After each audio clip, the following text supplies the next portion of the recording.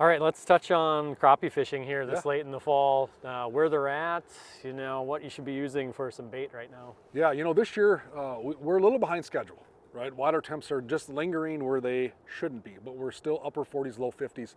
So what we're seeing right now with our crappies is they're still relating to any kind of structure they can find, and that can be relative to your body of water.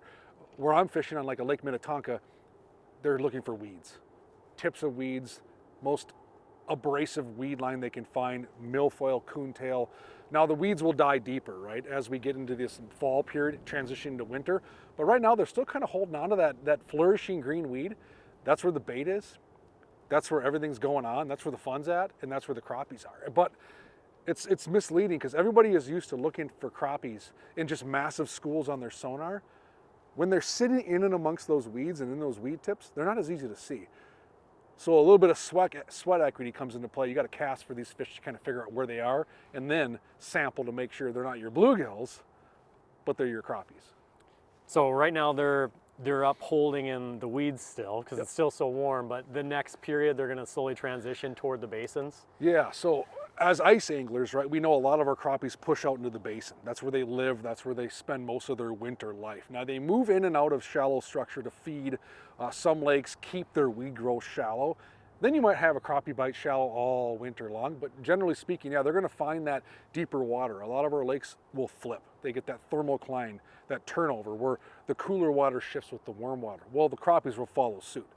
Right now, they're just kind of holding on to that shallow to mid-depth range. You are seeing some fish nomadic over the basins. They seem to be smaller, they seem to be more lethargic, they seem to be more in kind of a zombie mode. They're just kind of putzing around. Our biters are relating to the structure. All right, how do folks catch them? So I got a few rods rigged up here, and there's a variation of all of these. So when you walk into a fishing store, it's like a paint by numbers. You have an entire aisle full of different baits, styles, whatever.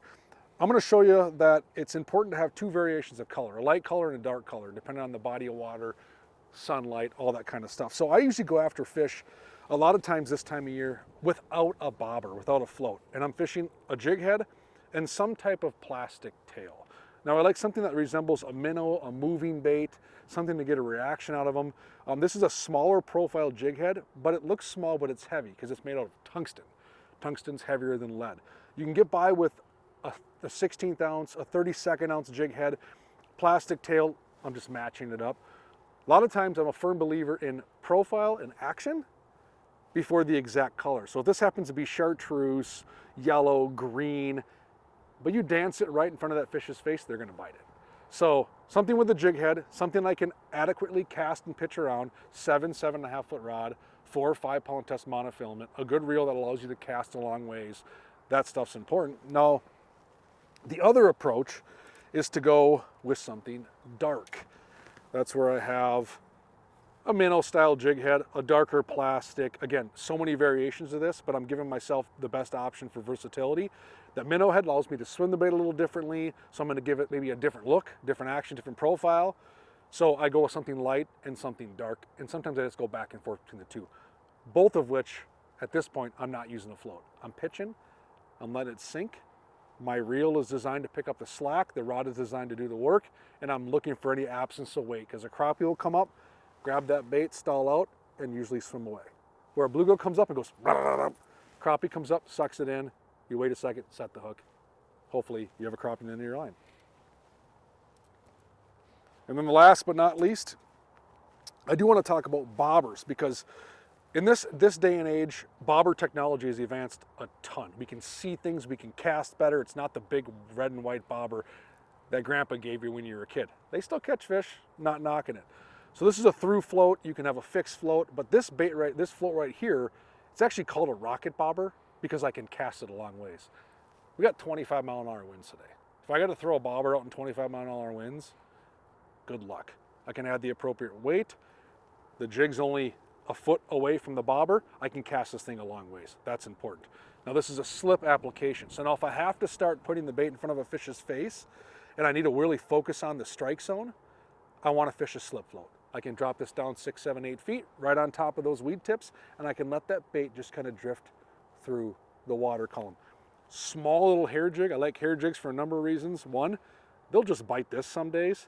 But two, you can definitely tip this with a crappie minnow. Let that swim, let that float right through the strike zone. Watch that bobber for something different.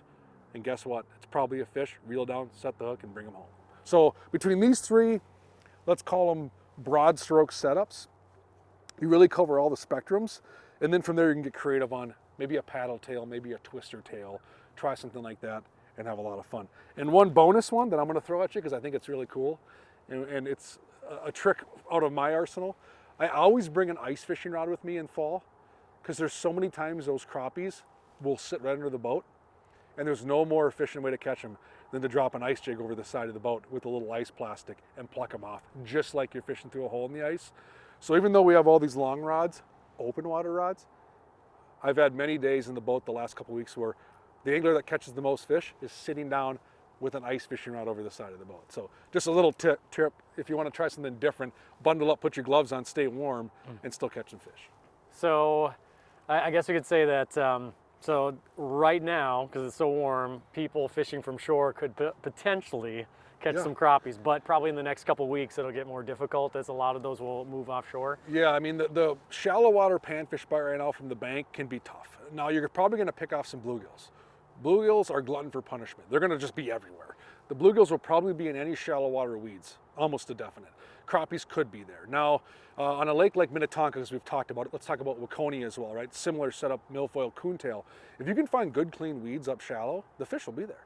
If you can find a specific spot on the bank where you know there's deeper water nearby, the fish might be there. So before you go onto a specific spot to fish, I always tell people, pull out a lake map. Do a little homework before you hit the water, even if you're fishing from shore. You may also find a little fishing pier that's still out there because some of them never get pulled until never. And you could go there and catch a crappie off it in the fall. So the option does exist to catch them from shore. I would tell you this, if you're gonna crappie fish from the bank right now, I would probably bring some live bait with. You're not as versatile in terms of covering water. You're at the mercy of exactly what you're looking at right here. So being able to throw it out there and let a minnow just kind of dance and do its thing, I think actually gives you the upper hand. So right now, if people still have their boats, it's a good time to go scouting for winter locations. Yeah, I'm always marking spots right now, good weed growth, because it's going to be there for ice fishing season. So right now is a great time of year, very efficient in your boat to scout and mark spots in your GPS for the upcoming winter.